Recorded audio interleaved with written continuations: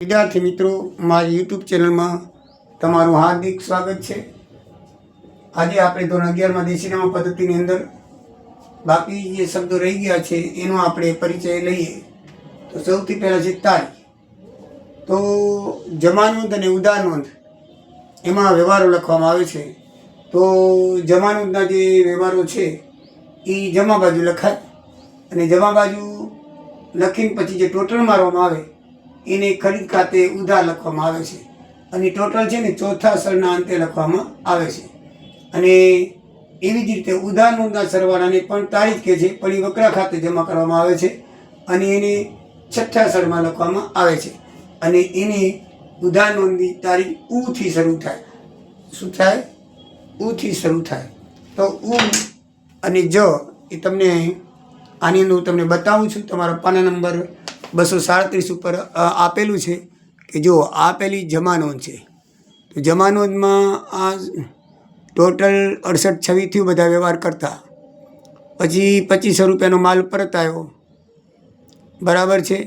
તો 2500 રૂપિયામાં ઉમેરવા પડશે અને એમાં 93-26 રૂપિયા ટોટલ થયું। તો જો ચોથા સરની અંદર ટોટલ લખ્યું છે ને 1, 2, 3 અને 4, પછી એને અહીંયા ખરીદ ખાતે ઉધાર લખવામાં આવે। ટોટલ ચોથા સળમાં થાય, પછી ખાતું પૂરું થાય એટલે તારીખ કાઢવામાં આવે। જો અષાઢ માસની તારીખ અને નીચે પછી તેને ખરીદ ખાતે ઉધાર લખાય અને એની શરૂઆત છે ને ઉથી થાય, સોરી જથી થાય। તો જો જ લખ્યું છે, બધી જમા એન્ટ્રી લખાય, ઉધાર બાજુ બધું કોરું, કાંઈ નહીં। હવે આ બાજુ બીજું ઉધાર નોંધ આવે। ઉધાર નોંધાય છે તો એમાં શરૂઆત બધી ઉથી થાય, અહીંયા ઉ લખ્યું છે એટલે આમ બધી ઉથી થાય, શરૂઆત બધી ઉથી થાય, એના ટેટ બધું લખાઈ જાય। પછી ટોટલ મારી 1800, બરાબર છે। એમાં માલ પરત આવ્યો 33-68માં 1800 ઉમેર્યા એટલે 51-68 થયા। તો વૈશાખ માસની તારીખ થઈ તો એ વકરા ખાતે જમા થશે। તો એ શું લખાશે? વકરા ખાતે જમા। જો ચોથા સળમાં ટોટલ માર્યો, બરાબર છે। તો આ રીતે તારીખ કાઢવામાં આવે છે। તો મિત્રો એના વિશે તમને બરાબર સમજણ પડી ગઈ હશે। ખરીદ પરત માલ, વેચાણ પરત માલ, દેશીનામા પદ્ધતિની જેમ ખરીદ પરત માલ કે વેચાણ પરત માલ એવા ચોપડા રાખવામાં આવતા નથી। આમાં શું કરવામાં આવે છે આપણે હમણાં જ જોયું, બરાબર છે। એટલે ખરીદ પરત અને વેચાણ પરતમાં રાખવામાં નથી આવતા, બંનેમાં માલ જો દેશીનામામાં ખરીદ પરત અને કે વેચાણ પરત ખાતા રાખવામાં આવતા નથી, બરાબર છે। હવેમાં દાખલા તરીકે બંનેમાં માલ જાય છે, કેમાં બંનેમાં માલ જાય છે? વેચાણમાં, બરાબર છે ને। વેચાણ કરવામાંથી બંનેમાં માલ જાય, તો કારણ કે વેચાણ કરીએ તો એ માલ જાય અને આપણે ખરીદ કરેલી એ વસ્તુ પાછો દઈએ તો એ માલ જાય, એટલે એને શું કરવામાં આવે છે? વકરા તરીકે જમા લેવાય છે। જ્યારે વેચાણ પરત અને ખરીદ એ બે માલ આવે કહેવાય। આપણે ખરીદ કરી ત્યારે પણ માલ આવે અને વેચાણ પરત થાય ત્યારે પણ માલ આવે, એને ઉધાર ખરીદ તરીકે ગણવામાં આવે છે। અને આપણે હમણાં જોયું તેમ આપણે ખરીદ નોંધ અને વેચાણ નોંધની અંદર એ લખવામાં આવે। છેલ્લી એન્ટ્રી ટોટલ માર્યું ને ત્યારે નીચે જોયું ને કે જે ખરીદ કરેલો માલ પરત આવ્યો તો નીચે ઉમેર્યો હતો, અને અમારે પણ વેચાણ કરેલો માલ પરત આવ્યો હતો એ પણ શું કર્યું હતું? નીચે ઉમેર્યો હતો, બરાબર છે। એ જમા નોંધમાં ને એમાં ઉધાર નોંધમાં તો એ રીતે નીચે ઉમેરીને ખરીદ ખાતે લખાય છે એ જમા નોંધમાં, અને વકરા ખાતે લખાય છે ઉધાર નોંધમાં, બરાબર છે। તો આ રીતે ખરીદ પરત ને વેચાણ પરત, જમા નોંધ ને ઉધાર બધમાં ટોટલ માર્યા પછી નીચે ઉમેરીને પછી એની તારીખ કાઢવામાં આવે છે। પછી ફાંકું મારવું એટલે શું? તો મિત્રો જે વ્યવહારની ખતવણી થઈ ગઈ હોય એટલે આપણે ભૂલી ના જઈએ તો એ વ્યવહારની નીચે આમ ગોળ મીંડું શૂન્ય કરવામાં આવે તો એ શૂન્યને શું કહેવામાં આવે છે? ફાંકું માર્યું કહેવામાં આવે છે। જે વ્યવહારની ખતવણી થઈ જાય તેની માટે રોજમેર, બેઠોમેર કે પેટા નોંધમાં તે વ્યવહારના પહેલા સરમાં શૂન્યની નિશાની કરવામાં આવે છે। તેનો મતલબ એ કે તેની ખતવણી થઈ ગઈ છે। આ શૂન્ય લગાવવાની ક્રિયાને શું કહેવાય છે? ફાંકું માર્યું। દાખલા તરીકે આ જમા નોંધો તો જ કરીને આમ લખ્યું, હવે આની કયા રોજમેર પાના ઉપર 1 ઉપર ખતવણી થઈ ગઈ છે 32,000ની કારતક સુધી એકમના, એટલે અહીંયા આમ મીંડું કરી નાખે શૂન્ય, એને ફાંકું માર્યું કહેવાય। એને શું કરવું કહેવાય? ફાંકું માર્યું કહેવાય। ખાતાનું સાંધર, સામાન્ય રીતે ખાતા વહીમાં છે ને દરેક માટે પાના રાખવામાં આવે છે, પણ અમુક વખત ઘણી વખત ઘણા વ્યવહારો થઈ જાય તો આખું પાનું ભરાઈ જાય તો આપણે ઇંગ્લિશમાં કહીએ છીએ કેરી ફોરવર્ડ કરવું પડે, બરાબર, બાકી આગળ લઈ ગયા. તો આની અંદર પણ શું થાય છે કે આખું પાનું ભરાઈ જાય તો પછી ભરેલું પાનું છે એના આગળના વ્યવહારો છે એના આગળ નવા પાનામાં લઈ જવા પડે. તો નવા પાનાને જે લઈ જઈએ છીએ ને એને ખાતા સાંધણ કહેવાય છે. એટલે આગલા ખાતાને આ ખાતા સાથે સાંધ્યું, જોડ્યું, કેરી ફોરવર્ડ કર્યું એમ, બરાબર છે. તો સામાન્ય રીતે ખાતામાં દરેક ખાતા માટે કોરું વ્યવહાર માટે કોરું પાનું રાખવામાં આવે છે. છતાં ક્યારેક વધારે વ્યવહાર થઈ જવાથી પાનું ભરાઈ જાય એટલે કે પૂરું થઈ જાય ત્યારે ખાતા વહીમાં અન્ય પેજ પર તેને લઈ જવામાં આવે છે. આને ખાતાનું સાંધણ એટલે કેરી ફોરવર્ડ કહેવાય છે. એને મૂળ પાના પર કયા પાના પર ખાતાને લઈ જવામાં આવ્યું છે તે પાના નંબર લખવામાં આવે છે. કયા પાના ઉપર લઈ જવામાં આવ્યું છે તેના પાના નંબર કેરી ફોરવર્ડ નંબર લખવામાં આવે છે કે ભાઈ આ ખાતું છે આ પાના નંબર ઉપર લેવામાં આવેલું છે એવું આપણને પાના નંબર લખવા પડે છે.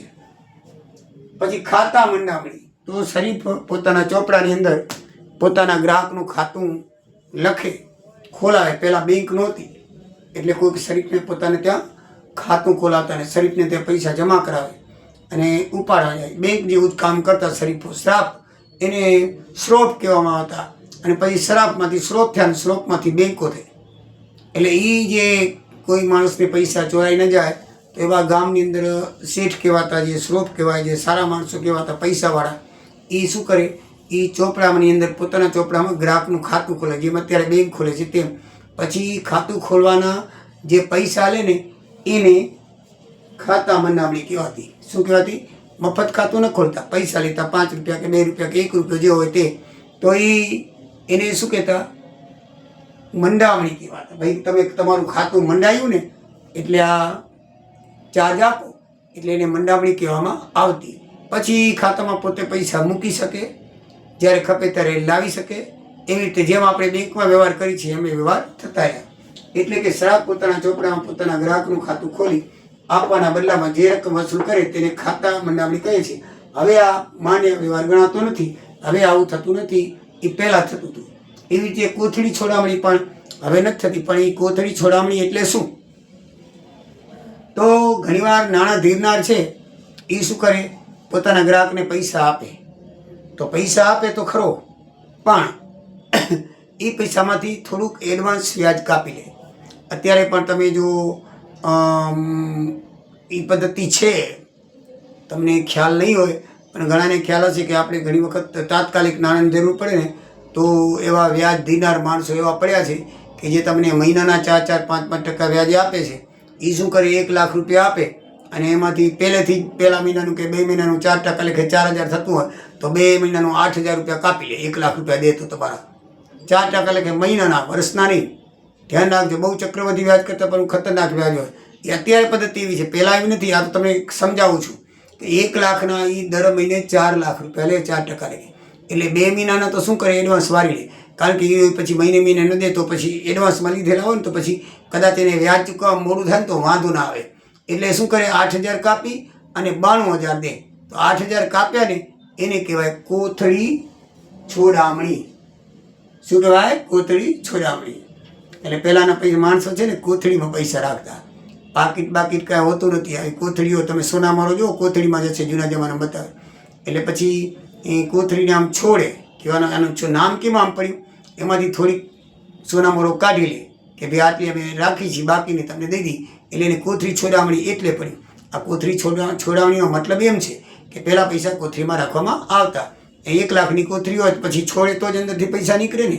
એટલે એ કોથળી છોડામણી અંદર થોડાક પૈસા લઈને બાકીના એને દેવામાં આવતા. એટલે ઘણીવાર નાણાં ધીરનાર પોતાના ગ્રાહકને નાણાં ઉછીના આપે ત્યારે અમુક રકમ એટલે વ્યાજ એડવાન્સ તરીકે તેમાંથી કાપી લે છે અને બાકીની રકમ તેને આપે છે. તે કાપી લીધેલી રકમને કોથળી છોડામણી કહે છે. આ વ્યવહાર પણ હાલમાં માન્ય નથી. પછી ખાતાના પ્રકાર. કાચા ખાતા અને પાકા ખાતા એમ 2 પ્રકાર છે. કાચા ખાતા કેની કહેવાય? તો માલના જે બધા ખાતા છે, ખર્ચના ખાતા છે, માલને લગતા, એ બધા કાચા ખાતા. દાખલા તરીકે ખરીદ ખાતું, વેચાણ ખાતું, ઉપજ ખર્ચ ખાતું વગેરે કાચા ખાતા કહેવાય છે. અને કાચા ખાતા છે ને વર્ષને અંતે બંધ કરી દેવાય છે. તેની બાકી આગળ ખેંચવામાં આવતી નથી, કારણ કે એ વર્ષ પૂરતા જ હોય છે. દાખલા તરીકે શ્રી ખરીદ ખાતું, મજૂરી ખાતું, મળેલ કમિશન ખાતું, આ શું 1 વર્ષમાં જે ખરીદી કરી હોય તે, મજૂરી જે એના ચૂકવાની હોય તે, એટલે આ ખાતા છે ને ટેમ્પરરી ખાતા કહેવાય, વર્ષ પૂરતા, એટલે એને કાચા ખાતા કહેવાય. તો પાકા ખાતા કેને કહેવાય? તો વ્યક્તિનો ખાતા અને મિલકતોના ખાતાને પાકા ખાતા કહેવાય. આ છે ને એ આગળ ખેંચવામાં આવે, તેને વર્ષના અંતે બંધ કરવામાં આવતા નથી. તેની બાકી વર્ષના અંતે આગળ લઈ જવામાં આવે છે. પાકા ખાતાની બાકીઓ જમા બાકી હોય તો બાકી દેવા તરીકે ઓળખાય, અને ઉધાર બાકી હોય તો બાકી લેણા તરીકે. દાખલા તરીકે આપણે પૈસા લીધા હોય તો એ જમા બાકી બોલે તો એ દેવું કહેવાય. આપણે કોઈને આપ્યા હોય તો ઉધાર બાકી બોલે તો એ શું કહેવાય? લેણું કહેવાય. તો એના તરીકે ઓળખવામાં આવે છે. હવે ઉતારો કેને કહેવાય? જાનનો ઉતારો નહીં, બરાબર ને? ઉતારો કેને કહેવાય? કે આપણે જેમ કાચું સર્યું બાકીઓ બધી ખતવણી થઈ જાય, બધું થઈ જાય, પેટા નોંધો બધી પૂરી થઈ જાય, બરાબર? જે બધી ખતવણી હોય, જેટલા ખાતા છે બધા બંધ થઈ જાય. એમાં આમાં પણ રોજ મેળ, બેઠો મેળ, રોકડ મેળ, એ બધું છે ને બધું બંધ થઈ જાય ને પછી એની બાકી ખેંચવામાં આવે, એ એક પાના ઉપર લખવામાં આવે. જેમ આપણે બાકીઓ પરથી કાચું સરવૈયું બનાવી એમ બાકીઓ તરફથી એક પત્રક બનાવે, અને એ પત્રકને શું કહે છે? ઉતારો કહે છે. શું કહેવામાં આવે છે? ઉતારો. દરેક ખાતાની બાકીના આધારે એક પત્રક તૈયાર થાય છે, જેને ઉતારો કહેવામાં આવે છે. દિનોધિનામા પદ્ધતિમાં તેને કાચું સરવૈયું કહે છે. તેની આખર બાકીને શ્રી પુરાંત બાકી કહેવામાં આવે છે. બેમાં જે પત્રક થાય, સરવાળો બરાવળો કરે પછી જેટલી સિલક વધે એને શ્રી પુરાંત બાકી કહેવાશે. અને આપણે એને શું કહીએ છીએ? આખરની સિલક. અને જ્યારે ઉપર બીજે વર્ષે લઈ જઈએ તો એને શું કહીએ છીએ? શરૂઆતની બાકી. અને આમાં શું કહેવાય છે? શ્રી પુરાંત જણસે. શરૂઆતની બાકીને શું કહેવામાં આવે છે? શ્રી પુરાંત જણસે. એવી રીતે કહેવામાં આવે છે. હવાલા અને હવાલા મેળ.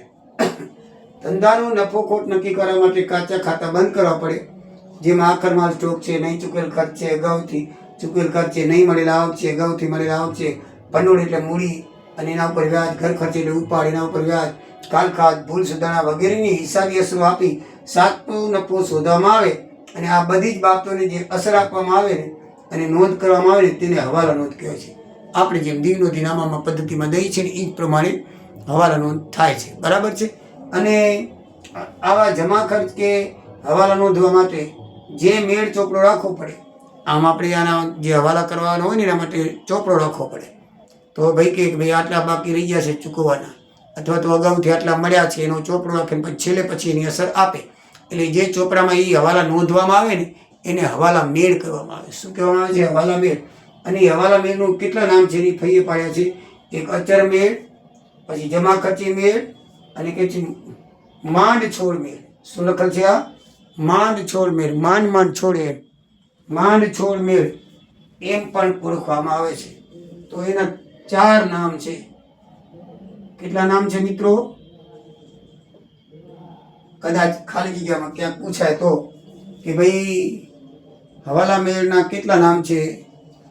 તો હવાલા મેળે કહેવાય, અચળ મેળે કહેવાય, જમા ખર્ચ મેળ કહેવાય, અને માંડ છોડ મેળ પણ કહેવાય. તો એના 4 નામ છે. તો મિત્રે આટલું થિયરી પૂરતું આ વિડીયોમાં બરાબર છે. હવે થોડુંક બાકી રહે છે તે નેક્સ્ટ વિડીયોની અંદર આપણે જોઈશું. આ પ્રકરણની અંદર દાખલા આવતા નથી, એટલે દાખલા કરાવવામાં નહીં આવે, બરાબર છે? ઉદાહરણની અંદર જે પત્રકો આપેલા હશે તે તમને પુસ્તકમાંથી બતાવવામાં આવશે. બાકી દાખલા કોઈ પૂછાવાના નથી, થિયરી જ પૂછાવાની છે, માટે થિયરી વિશે ચર્ચા કરવામાં આવશે. જય સિયારામ, જય દ્વારિકાધીશ.